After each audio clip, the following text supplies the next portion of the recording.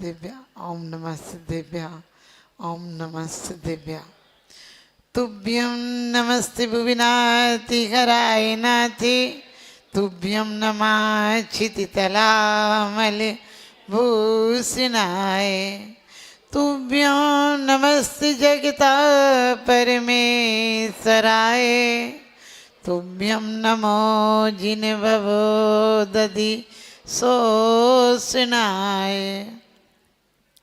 बोलिए आदिनाथ भगवान की। आप जितनी जल्दी जयकारा बोलोगे उतनी जल्दी मैं छुट्टी कर दूंगी। बोलिए चंदा प्रभु भगवान की, बोलिए शांतिनाथ भगवान की, बोलिए पार्श्वनाथ भगवान की, बोलिए महावीर भगवान की, बोलिए 2400 भगवान की, बोलिए अनंत अनंत सिद्ध परमेश्वरी भगवान की, बोलिए जिनवाणी माता की। है नमन इन्हें 100 बार नमन जिनने खुद पर जय पाई है, जिनकी वाणी जिनवाणी बन जगलग जगाती आई है। ये सत्य शिवम के मूर्ति रूपे सबके लिए सुविधा हैं। ये है पुराण, ये है कुरान, ये चलती फिरती गीता हैं, ये चलती फिरती गीता हैं।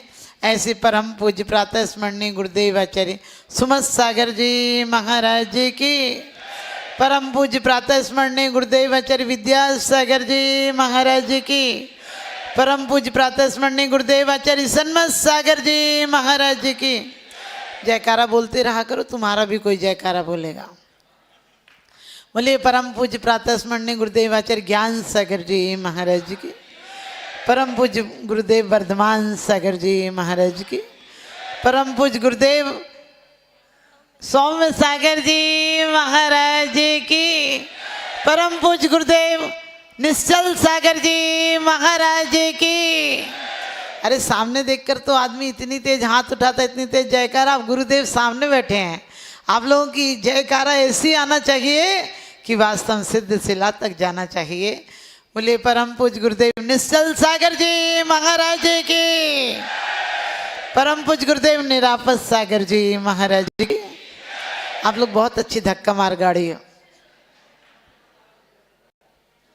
जय बोलो सृष्टि भूषण माता जी की, समस्त आचार्य संघ की।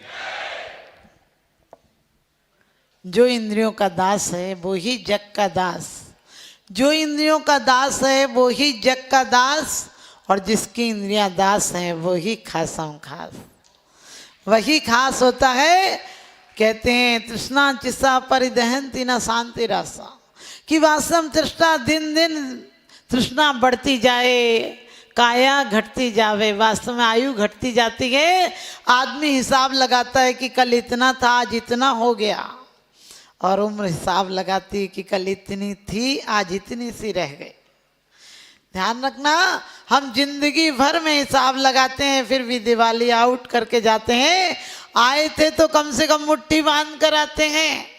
इस धरा का इस धरा पर सब धरा रह जाएगा। यीशु अवसर खो दिया तो बाद में पछताएगा। क्योंकि वास्तव में लोग इंद्रियों को गालियां देते हैं, शरीर को गालियां देते हैं। लोग कहते हैं दुर्जन दे स्वभाव बराबर, मूर्ख प्रीति बढ़ावे। मैंने कहा मूर्ख प्रीति बढ़ाता है, लेकिन एक जो इसको अपने अनुसार चलाता है वो प्रीति नहीं, वो परमात्मा हो जाता है। क्योंकि इंद्रियां मंदिर भी, ये पैर तुम्हारे मंदिर भी ले जाते हैं और मंदिरालय भी ले जाते हैं। ये पैर तुम्हारे व्यवहार में भी ले जाते हैं और किसी की हार पर भी चलते हैं। जब आप मंदिर आते हो सुबह, वही पैर होते हैं आपके भगवान की आराधना के भाव से आते हो। घूमने जाते हो, निठल्ले होके जाते हो, दुकान जाते हो, व्यापारी बनकर जाते हो। चाबियों का गुच्छा भी जब लौट कर आते हो, दुकान अच्छी चलती है तो पैरों में घुंघरू से बंध जाते हैं, थिरकते हुए आते हो। और दुकान अच्छी ना चले तो ऐसे आते हो जैसे, समझ गए? हाँ, जबरदस्ती घसीट के कोई लाया हो, दरवाजा भी ऐसे पीटते हो जैसे हाथ तोड़ ही डालोगे। आपको पता, जिस दिन आपको गुस्सा आती है उस दिन सबसे ज्यादा महिलाएं बर्तन गिराती हैं, और उसी दिन शाम को फिर गिफ्ट भी आता है घर पर। क्योंकि रफा दफा करने के लिए कोई रास्ता तो ढूंढना पड़ेगा। हमारी इंद्रियां बगावत भी करती हैं और सलामत भी करती हैं, क्योंकि इंद्रियों को एक साधन मानना, वो आराधना में भी साधक हो जाती हैं, विराधना में भी साधक हो जाती हैं। जो बुद्धिमान होता है, कहते हैं लक्ष्मी पा करते हैं, कुछ दिन हंसाती है तो फिर सदियों रुलाती है, लेकिन जो बुद्धिमान होते हैं वो जीवन में सदुपयोग में लाते हैं, तो इन्हें शिव सुख दिलाती है। अभी आप लोगों ने बार बार पढ़ा इस एक अर्घ में कि दुख की तृष्णा जड़ है और इसलिए जड़ है, संग निसंग हो गए भगवान आप, आपने चिंता मिटा दी। मैंने कहा जीते जी चिंता सुलगावे, मरते चिता सुलगावे, नर चाहे तो नर काया से नर भव सफल बनावे, ना चाहे तो पापी कमा करे दुर्गतियों में जावे। लोग कहते हैं नर काया बड़ी दुर्लभ है, इसे देव तरसते होंगे। हमने कही कैसी बात सच हो सकती है, जहाँ आदमी भी मरने का प्लान बनाता वहाँ का देव तरसते होंगे। आदमी भी जिंदगी को एक बोझ की तरह ढो रहा है, ये भी कोई जिंदगी है या किसी का श्राप है, चैन के 2 पल मिलेंगे, सोचना भी पाप है कि वास्तव मैंने हवा के शौक से खोली थी खिड़कियाँ, मैंने हवा के शौक से खोली थी खिड़कियाँ, सारी गली का गंध मेरे घर में आ गया, सारी गली का गंध मेरे घर में आ गया। पहले जमीन खोदते थे तो क्या निकलता था, धन निकलता था, मूर्तियां निकलती थी। अब जमीन खोदो तो क्या निकलेगा, टैंक। पहले कम से कम धन छोड़ जाओ तो सांप बना के, सांप बन जाओ और उस सांप बैठ जाओ आके धन के पास। अब एक व्यक्ति बोला माता जी अब सांप बन सकते कि नहीं, हमने कहा अब सांप की कोई गुंजाइश नहीं, और बन भी जाओगे तो देखते ही, क्योंकि मिट्टी का एक सांप बनाकर हाथ पसारे दुनिया, असली सांप निकल आए तो पत्थर मारे दुनिया। समझ गए? आज आदमी की ऐसी हालत हो गई कि नाग पंचमी हो तो नाग को दूध पिलाता है। एक पत्नी ने पति को बोला दूध पी लो, पति बोला कि क्या बात है, रोज तो चाय भी चीख चीख के देती है, दूध दे रही है। बोली आज नाग पंचमी है, कहाँ जाऊं, तुम ही पी लो। आप लोग बड़े खुश हो रहे। ध्यान रखना, ऐसे एक अफसर की पत्नी को सांप ने काट लिया, नौकर ने कहा सर मैडम को सांप ने काट लिया। बोले काट लेने दे, बोले उसे जहर चढ़ जाएगा। बोले वो तो जहर का इंजेक्शन भरवाने आया है। आदमी में विष इस तरह से भर रहा है कि विषधरों का वंश भी अब डर रहा है। कल सुनेंगे आदमी के काटने से सर्प भी अब मर रहा है, आदमी के काटने से सर्प भी अब मर रहा है। आदमी में विष इस तरह से भर रहा है, क्योंकि वास्तव में इंसान की इंसानियत गुम हो गई। कहाँ साये में आदमी है मगर आदमी कहाँ। आप लोग जब अर्घ चढ़ा रहे थे मुझे बड़ी खुशी हो रही थी।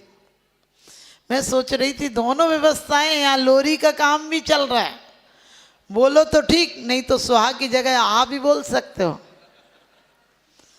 क्योंकि कभी कभी नींद आ जाए तो सबसे बढ़िया जगह मंदिर होती है सोने की। सो और कोई पूछे तो कह दो आत्मा में लीन हो गए थे। ध्यान रखना, वास्तव में इंद्रियां एक माध्यम है।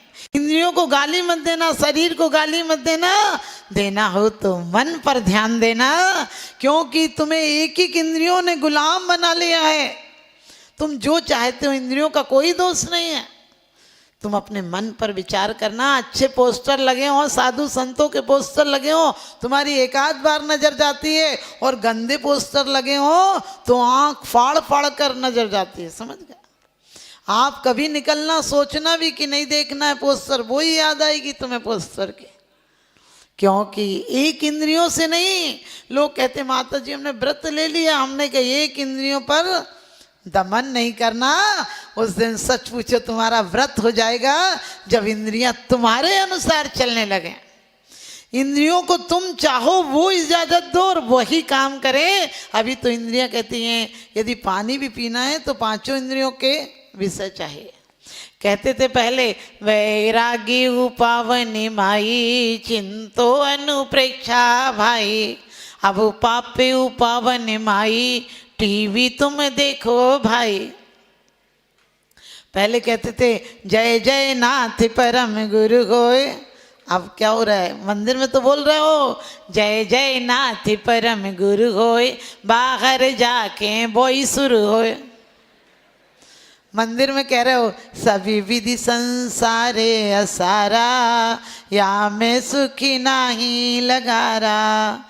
मंदिर की बात करो विधि संसार है प्यारा, वो ही तो लागे न्यारा। विचार करके देखना, परमात्मा से मिलने आज तक आए हो, इतनी फरमाइशों की लिस्ट लेके आए हो कि इतनी फरमाइशें किसी और को दे दो तो नौकर नौकरी छोड़ के चला जाए। एक मुट्ठी भर चावल में जितने चावल नहीं होते उससे ज़्यादा तो हमारी इच्छाएं होती हैं। और फिर रोज कह रहे हो कि तृष्णा ने आगे ने डंग नशा है, चिंता नहीं। चिंता कौन लाता है, चिंता कौन लाता है? संसारी और सन्यासी में यही अंतर होता है, जिसकी इच्छाएं समाप्त हो जाएं और श्वासें शेष रह जाएं वो सन्यासी संत होते हैं, और जिसकी श्वासें समाप्त हो जाएं और इच्छाएं शेष रह जाएं वही संसारी होते हैं। आप लोग सिर्फ कहीं किसी के यहाँ जाते हो, बोले खाना छोड़ा दो, खाना छोड़ा दो, मैं छूट जाएगा ना 2 दिन बाद। सबसे पहले किसी के यहाँ जाओगे, फलाने को बुला देती, आखिरी टाइम में मिल लेता, हमने कही उसकी आखिरी टाइम नरक भेज दोगे तुम उसे। क्यों बोलते हो, आसान है किसी को छोड़ना। इसलिए ध्यान रखना, इन इंद्रियों के एक एक इंद्रिय के लिए आपको पानी भी पीना हो तो क्या बढ़िया सोफा चाहिए बैठने के लिए, ठंडा पानी चाहिए, कुछ सेंट चाहिए, और उसके बाद कलर्ड होना चाहिए, और फिर कुछ म्यूजिक भी बजना चाहिए। सोचना एक इंद्री के लिए तुमने कितने साधन किए। लोग धन को गालियां देते हैं, मैंने कहा धन धन्य भी हो जाता है और धन धिक्कारता भी दिलाता है। यदि तुम्हारा धन सही जगह लग जाता है तो तुम मालिक हो, नहीं तो वो तुम्हें चपरासी बनाकर छोड़ देता है। आप भी ध्यान रखना, ये आप इतने अच्छे अच्छे अर्घ पढ़ रहे थे कि मुझे लग रहा था वास्तव में इनको पढ़ के तुम सिद्ध हो जाओगे, और सिद्ध नहीं हो पाए तो संत जरूर हो पाओगे, और संत नहीं हो पाएंगे तो सदग्रस्त होकर भी जाना। एक व्यक्ति हमसे बोला माता जी हम 16वें स्वर्ग जाएंगे। हमने कि क्यों? बोले लिखा है कि यूं श्रावक व्रतपाल स्वर्ग 16 उपजावे। मैंने कि आगे की लाइनें नहीं पढ़ी, 12 व्रत के अति 4 पन पन न लगावे, यूं श्रावक व्रतपाल स्वर्ग 16 उपजावे। तो आप लोग वास्तव में गुण ग्रहण का भाव रखे, नहीं तो दृष्टि न दोषों पर जावे। हमारी एक एक इंद्रियां बगावत में लगी हैं। इंद्रियां क्या बगावत में? हमारा मालिक सोया पड़ा हुआ है। हमने सालों से क्या सदियों से, कई वर्षों से, कई जन्मों से हवेली खोली ही नहीं है। सारे चोर इसमें मालिक बन गए हैं। एक बार मालिक सिर्फ आ जाए तो इस चोर भागते नजर आएंगे। इसलिए जबरन ये रोटी नमक मत छोड़ देना। छोड़ना हो तो कसाएं, विभाव, परिणतियां, ईर्षा, छल, कपट छोड़ देना। आज तुम्हारी ये नरक सी जिंदगी स्वर्ग बन जाएगी। स्वर्ग और नरक में इतना ही अंतर होता है, क्योंकि जिंदगी भर आदमी मंदिर आता है लेकिन मंदिर नहीं हो पाता है। पत्थर एक बार मंदिर आता है और परमात्मा हो जाता है।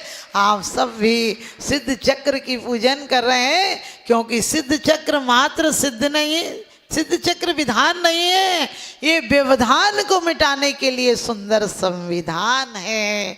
ये पहला विधान है जिसमें एक विधान नहीं, 8 दिन में 8 विधान कर लेते हो, लेकिन ईर्षा, छल, कपट नहीं मिटी तो कोई मतलब नहीं हुआ। क्योंकि आपको पता है, एक बार एक व्यक्ति अपनी ससुराल पहुंचा तो सास बोली कि आप लेने आए हो? बोले हाँ। बोले 15 दिन बाद लेने आना। वो बेचारा 15 दिन बाद आया, मुंगावली का ही होगा। तो बेटियों से तो मन नहीं भरता है, बेटियां बहुत प्यारी होती हैं। तो उसने कहा 15 दिन बाद फिर आना, भी तो इसके पिताजी नहीं है। तो वो बोला मैं लेके ही जाऊंगा। तो बोले 15 दिन तक वो नहीं आएंगे, काम से बाहर गए। तो जमाई बोला कोई बात नहीं, मैं 15 दिन यहीं रुकूंगा, जब आ जाएंगे तो लेके चला जाऊंगा। तो सास बोली कि आप 15 दिन रुकोगे, लोग क्या कहेंगे? कहने लगे तुम्हारी बेटी हमारे यहाँ 6 महीना रह आई तो लोगों ने क्या कहा? तो वो कहने लगी कि वो तो थारे घर ब्याह ही गई है। तो बोले मैं भी तो थारे घर ब्याह गया हूँ। कि मैं फूका गया हूँ? क्या मैं फूका गया हूँ? मैं भी तो थारे घर ब्याह गया हूँ। वो अंदर गई और बच्चों से बोली जा जीजा जी से कह दे कि अम्मा को देवी आती है, जो कहती है सो करके छोड़ती है। उसने बाल बिखराए, गर्दन घुमाई, बोली मैं ना भेजूं, मैं ना भेजूं। जमाई बोले कह दे अपनी अम्मा से कि जीजा जी को भैरव आते हैं और जो कहेंगे सो करके छोड़ते हैं। पत्नी का हाथ पकड़ा, बोले बैठ ले, हो लिया वोट नाटक। आप समझ गए, जिस दिन काल भैरव आएगा सारी जिंदगी की तैयारियां यहीं की यहीं रह जाएंगी। मौत आंधी की तरह आती है, जिंदगी फिर नहीं बच पाती है। हमें आदत है घर बदलने की, मौत तो नाक में बदनाम हुई जाती। कौन कहता है कि मौत आएगी तो मैं मर जाऊंगी? अरे मौत के साथ तो मैं अपने घर जाऊंगी, मौत के साथ तो अपने घर जाऊंगी। जो अपने घर का पता बता रहे हैं, ऐसे गुरुदेव के चरणों में अपना मस्तक झुकाऊंगी। इन्हीं शुभ भावों के साथ बोले गुरुदेव निश्चल सागर जी महाराज जी की।